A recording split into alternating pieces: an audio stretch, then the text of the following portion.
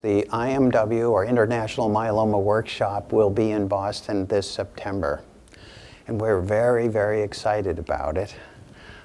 We have a history of going back to the original IMW, where there were 15 to 20 people there, and we're expecting somewhere between 3,000 and 4,000 attendees at the International Myeloma Workshop.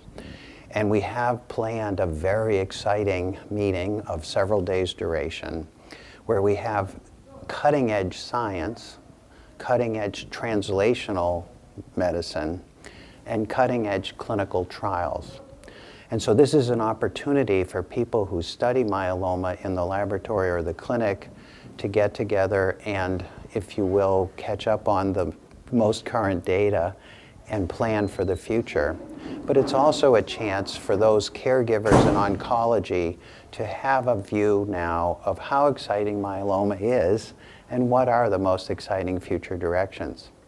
I should add that this is in Boston in the fall, and we have a wonderful social program planned as well.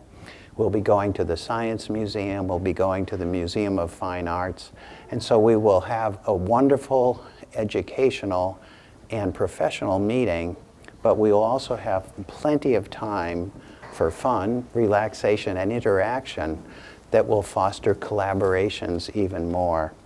So we're very excited. We'd like to welcome all to Boston. We think it will be the biggest and the best IMW yet.